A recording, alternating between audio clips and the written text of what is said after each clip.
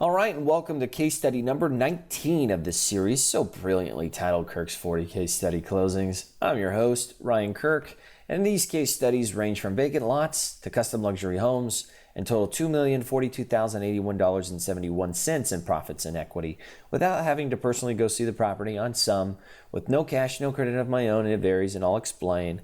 And I do it all with Flip Logic and 1888 cash offer. Now let's get into number 19 of the 40 case studies. And that brings us to 556 Pointing Rock Drive in Borrego Springs, California. Isn't that a cool looking house? It's very it's like very 50s. It's almost mid-century modern looking on the inside. But definitely it almost looks like Palm Springs in the background. This is Borrego Springs. It's a East County, San Diego, and a very remote, small area. I was actually surprised that we were able to move this thing because of its remote location, if you ever want to look up Borrego Springs. But nonetheless, we did. So let's talk about it. It's a clean looking house, right? It's just very dated. So you could move in right away today. It just dated. So lead type, it was on the MLS. Obviously, it's vacant. And it was 6 days on market, so to be specific. So it was new on market. The lead origin was on the MLS, but it was, so you could duplicate this same lead origination of this lead if you were to go into Flip Logic, run instant leads under sellers, and if you were to do a search by agent on the MLS, and you would have found this lead if you would have searched for it that day in that market. So the property condition was cosmetic. Seller's motivation, it was owned by out-of-state heirs, so they just wanted to liquidate it. ARV, $330,000. Repairs, we estimated, again, if this was a lower ARV market, lower ARV being, under 100,000, maybe up to, 300,000, or in the twos. Your repairs probably would have been maybe closer to $10 to $15 a square foot. We kind of went a little less than middle of the road for California, or higher ARV markets, I should say, is maybe 15 to 20 on the low end, 25 to 30 middle of the road, and 35 to 40 on the high end. And so this, we went kind of, lower middle of the road, which was $20 a square foot. The purchase price on this, we got the seller to agree to $145,000 if we paid all cash, did a 14-day close, and offered to pay all closing costs except commissions. We never offer to pay real estate commissions, just your typical standard closing costs, escrow, title, transfer fees. So they agreed, and I can tell you a funny story on this one was we had an agent write it up. It wasn't on our normal purchase and sale agreement that we normally do, where we have it written in as one of the clauses that the vesting, that the buyer reserves, buyer reserves the right to close in the vesting of their choice. Buyer reserves the right to close in the vesting of their choice. We didn't have that, so the seller accepted the offer, and then when we went to do the assignment, they would not allow us to assign it, and that was because they wanted to be a pain in the ass because they had higher offers come in behind ours.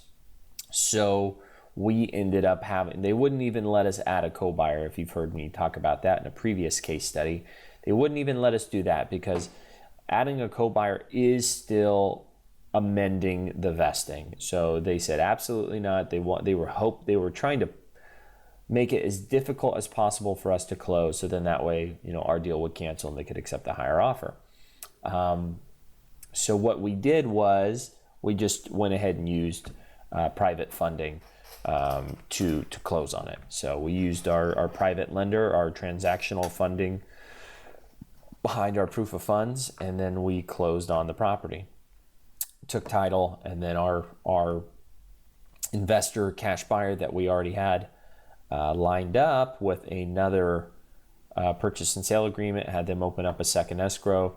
They were funded, ready to close right behind us as soon as ours funded and closed. So that's how this went down. Our investor paid $180,000. Our investor came from a real estate agent who was on our email list, our buyers list, and then he added on his commission, his fee to the price. So we got a clean, well, if you look at this, it looks off, doesn't it? Oh, $20,000 between 145 and 180. The reason why we didn't make dollar for dollar on that is because we had 2 escrows. We did a double closing, had double closing costs and fees that we had to pay on the funding, right, on the financing. So we would have netted more money. We would have made more. Gosh, our 20 would have been, what is that? Would have been 35. So a lot of money in fees that we lost out on there. So that's why it's best to do an assignment when you can, and foolish of me to have gone too quickly to e-sign the offer when I knew we didn't do it in-house, and it wasn't on our form that already had that clause in there. Buyer reserves the right to close in the vesting of their choice. That cost us thousands of dollars because of that one simple clause not being in there. So always make sure that's in your offers. On this, yes, so because of that, I did have to put up a deposit, right? This wasn't an assignment, couldn't have our investor wire their money in. So I had to put up the deposit for this, and then our transactional lender wired the complete balance plus closing costs.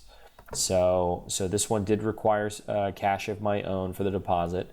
And as far as having to go visit the property, never had to go see it. Why? Because it's vacant, no seller. So we did our analysis just by the photos and by the description. So that's how we were able to determine our cost per square foot condition multiplier, right, of $20 a square foot. And our investor who went over there, they went over there on their own time, got in via a lockbox, and we didn't have to worry about them fraternizing with a seller because it's vacant. So I never had to go see the property, which was a good thing. We used FlipLogic, and then, of course, as I told you, we funded the deal with private transactional funding to fund, and then our investor that we did the double closing with, they closed on it with a combination of their own cash and hard money. And that's how the deal went. So I hope that helps. I hope that was good for you. Statistically, only 10% of YouTube videos are watched until the end. So if you're in that 10%, you're a hustler, persistent, determined to succeed. And I do wish you much success. So thanks for watching, and I look forward to working with you.